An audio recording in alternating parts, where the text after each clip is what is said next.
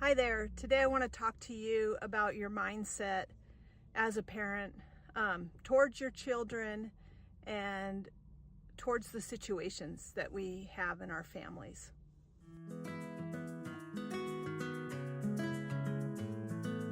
Hi, welcome to the Parenting Bridge podcast. I'm Dr. Michelle Alden, a licensed professional counselor, parent coach, and family therapist, and I'm here to help you to build a bridge to your best family possible. So I've been thinking about this a lot. I've been doing some thought work about this on my own in some of my own situations. So I'm going to attempt to share some tools and techniques with you as a parent.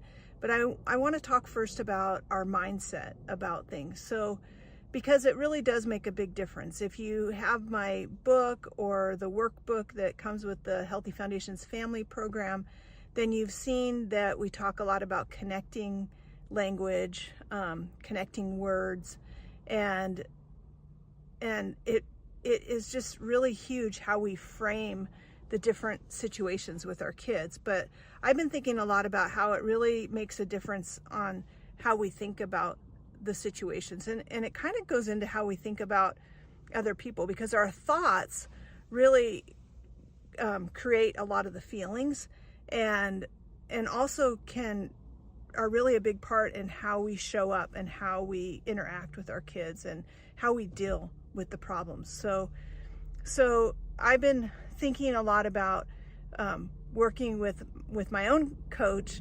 on this thought process of the things, having the circumstances be as neutral and as possible, that they're just the facts, that your kid saying or doing something or their diagnosis or whatever it is just the fact, and that we have all these thoughts that we make up about it, and that kind of sometimes we're just trying to change, like have more positive thoughts, but we really have to deal with like, okay, this is what happened, or this is what a person said, or this is what they did, and really get as neutral and facty as possible about it, so that we can see where we're adding in our thoughts and where our feelings are coming from in it. And so in parenting, this can be a little bit trickier because we're dealing with their thoughts and their feelings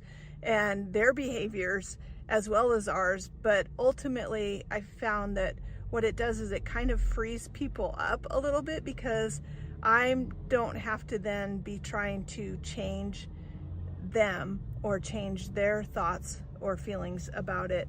I can deal with my thoughts about it. So an example might be that if my child isn't doing well in school, that might be a fact. My child has an F in math, but then my thoughts about it may be that they're going to fail, they're never going to get into good school, or they're going to drop out, or whatever that is, and that may produce some feelings for me like anxiety, and then I might show up in a way that I'm trying to push my child that burden of that anxiety and that like pressure and all of that to do better because of all these fears that I have about what's happening.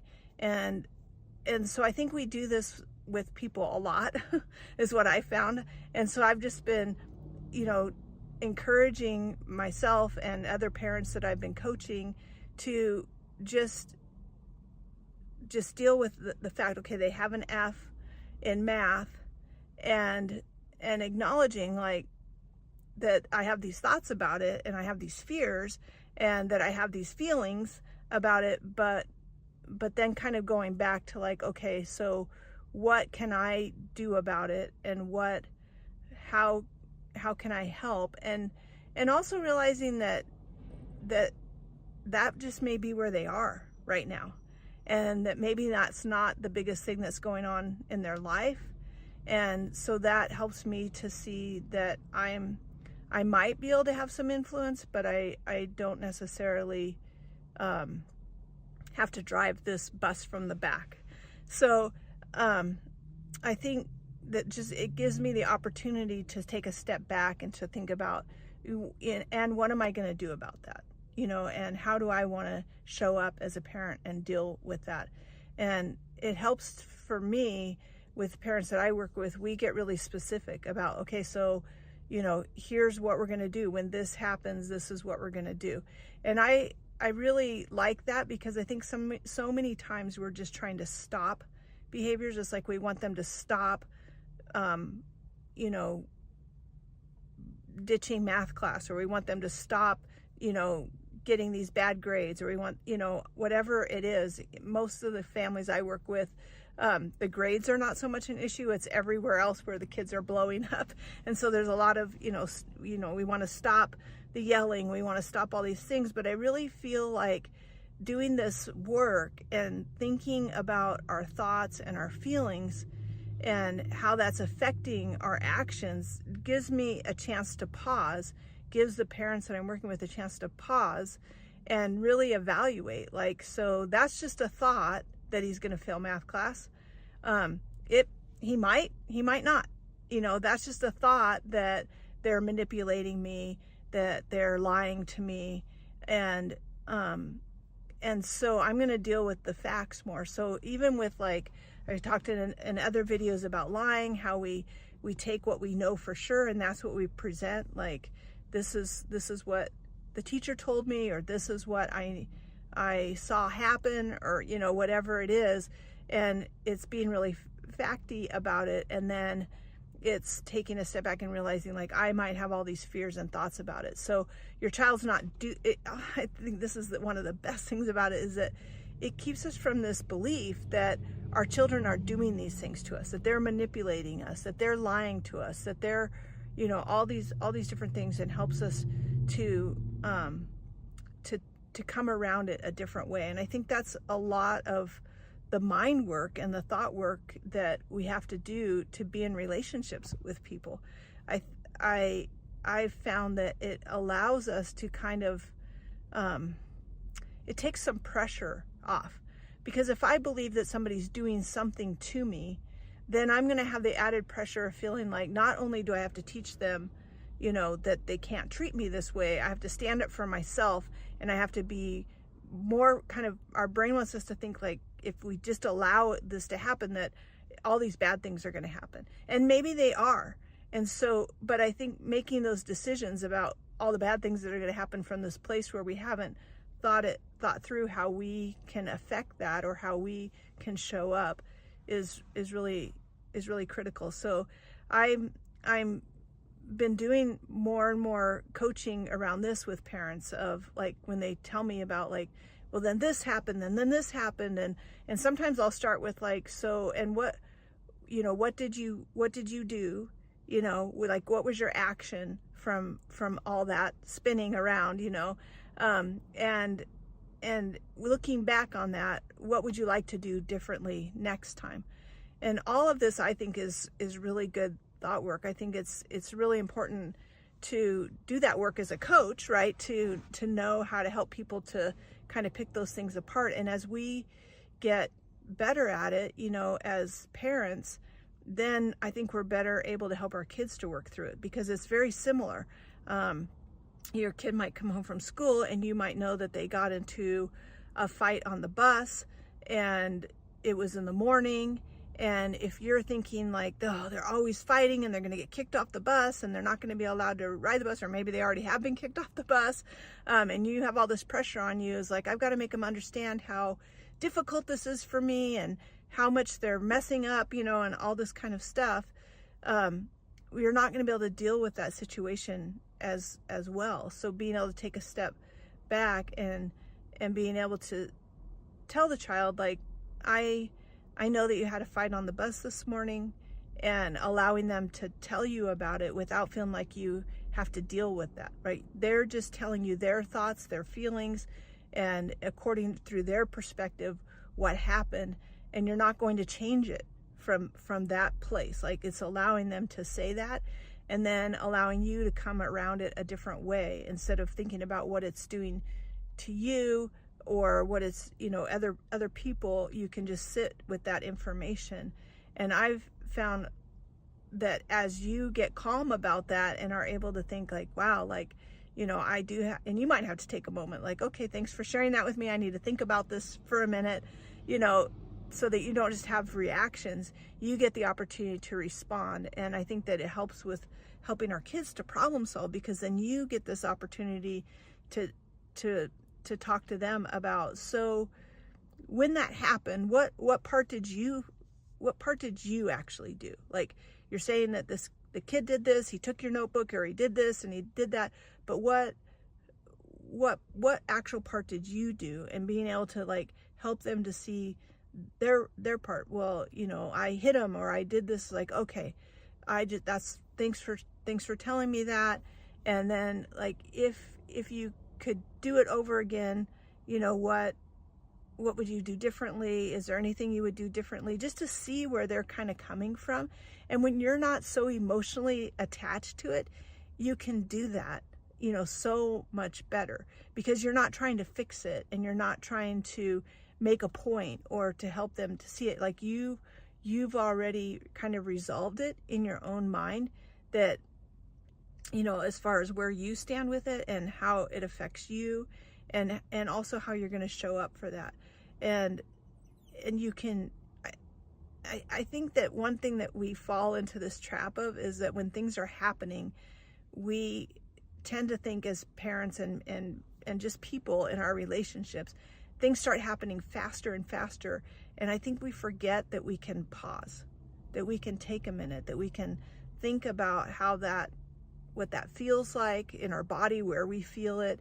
And we don't have to necessarily push those feelings on somebody else. And I found with our neurodivergent kids, kids that, because of trauma or maybe lacking empathy, or just the way their ADHD brain is working, they might not know how that's affecting them. They might not even know how it's affecting other people. And so honestly, like, I don't know if they care. Like, we spend a lot of times like, oh, do you know how this makes me feel? Do you know how this makes this person feel? And I think that those feelings and thoughts can come as people get more in tune with their feelings and thoughts. So it is taking that moment and recognizing, and then dealing with the facts. And I think it's great to talk these things through with your kids, probably at a time when it's not happening, but I think to get really solid for you on like how you're going to deal with it. So that so that you're not kind of throwing your hands up and saying, I don't know what to do, or what am I going to do with you?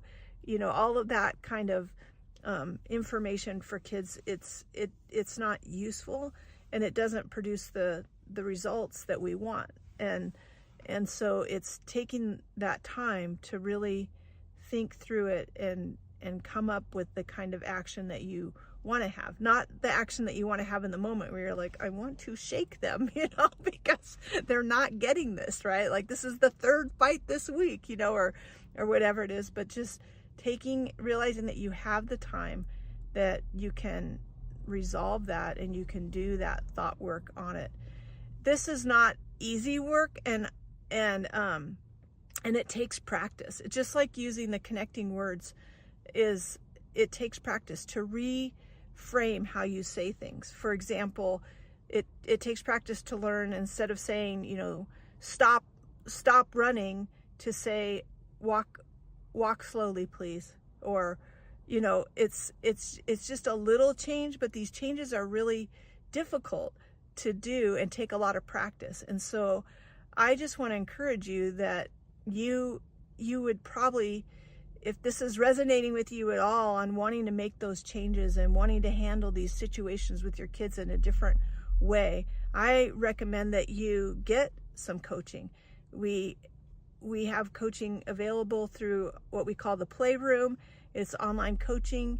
You can get in contact with us by doing a free consult. Just go to our website, parentingchallengingkids.com, and see what would be the best fit for you to get some help as things are happening, week by week. I can coach you as you bring problems to us, in the Playroom, and you get some feedback right then. And if there's more help that you need because you're dealing with aggressive kids, violence, things that seem way out of your control. You're worried about having to call the police or send the kids out of the home, that kind of stuff. We have more intensive help available, but I think it's important to realize like it may take some help to do this kind of work and to make those changes. One of the benefits of being in the Playroom is that you get to hear it over and over on